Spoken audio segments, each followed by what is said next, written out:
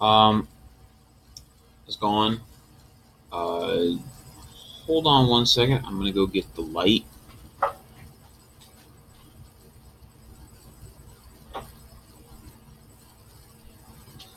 Should lighten it up a little bit in here. Yeah, it's not really doing much. I got a light here, but it's kind of blocked by the desk. You can't see. It's kind of yeah. Um,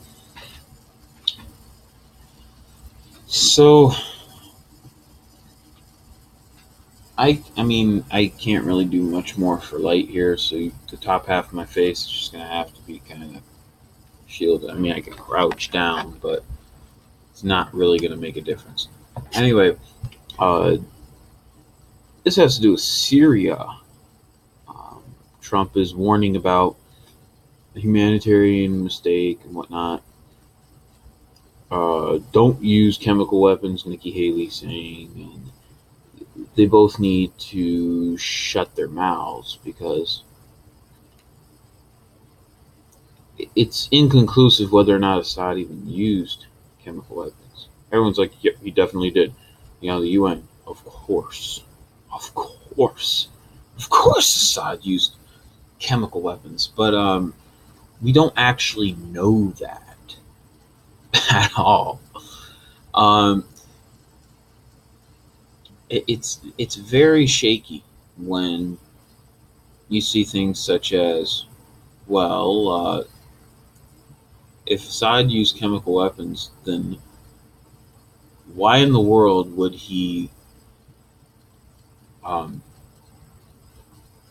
almost win a war and then sabotage that by using chemical weapons and putting himself on the world stage? Doesn't quite make sense. In this article, they talk about things like, oh, half of the Middle East, or I mean, not half of the Middle East, half of Syrians have fled their homes. Half of all Syrians. It's a humanitarian crisis. 400,000 people have died, and this war has been going on for 7 years. And now they're going to go to Idlib, or Idlib, one of the two, um, and try to free that province. And I say, okay. I'm going to try to free that city. And it's, 3 million people could be at stake. And so here's what Donald Trump tweets out, because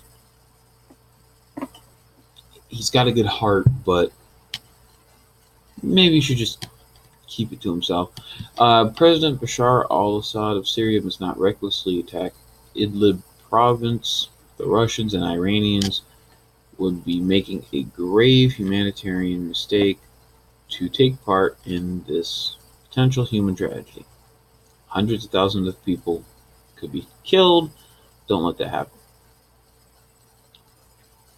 Okay. Uh, yes, if Assad were using chemical weapons, but as we are starting to see, he's not.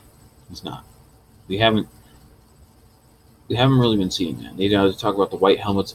These brave people. The white helmets were staging uh, attacks. They would go in, and this was actually proven. It's not some weird conspiracy theory. Okay, there's actually evidence on it. Look it up. They'll try to bury it in Google, but just look up white helmets staging attacks or whatever. They would stage injuries. They would. They weren't really saving people. They were just using it as a political uh, motive. Okay, because the white helmets are not these peaceful, nice Arab people that we think they are. It's called taqiyya. Taqiyya is about lying in Islam, lying to achieve political goals or religious goals. So with the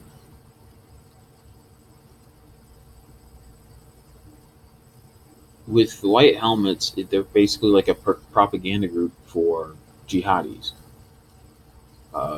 ISIS, Taliban, you name it. And so, of course, Nikki Haley tweets out no chemical weapons, which was it's just asinine, you know. It was really stupid. So like right here, no chemical weapons. Oh, I didn't know that did that. Sorry, I'm using a different web thing today. But so here is the territory that is controlled by them. You see, obviously, here you have the country of Syria, you know, and here's Iraq over here, right? Shoot, come on, Lebanon, Israel, and so on. Turkey's up here. But you see, this is the rebel territory controlled right here. There's Idlib, and you see they have a little bit of territory they're controlling right there. Obviously, they're completely surrounded. So they're basically going to charge in and free up the territory. I don't know exactly where they're coming from, but probably somewhere along here. You see Aleppo's barely been freed. Damascus has been freed. And here's what they put. Syrian Foreign Minister Walid Muallim, however you say that, has declared that the government's priority is to liberate Idlib. And they put liberate in quotations. It's like, look, I get it. Assad's not the best guy.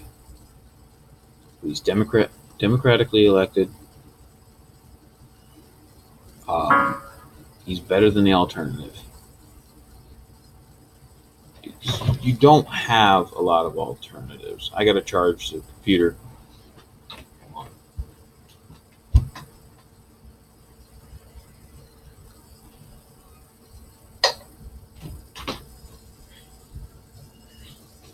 You don't have many alternatives to Assad, though.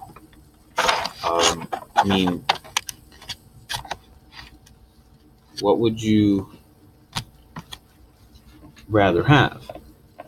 A theocracy or a semi-secular government that at least gives you some freedoms? Because that's the choices we have. And trying to take Assad out of power, it just ruins the country. It really does. You can see some thin lines here where they're connected. These areas aren't really controlled by anyone because no one lives out here. But this is a situation we're facing as the United States. Do we intervene or do we leave it alone? And I think our best bet is to leave it alone.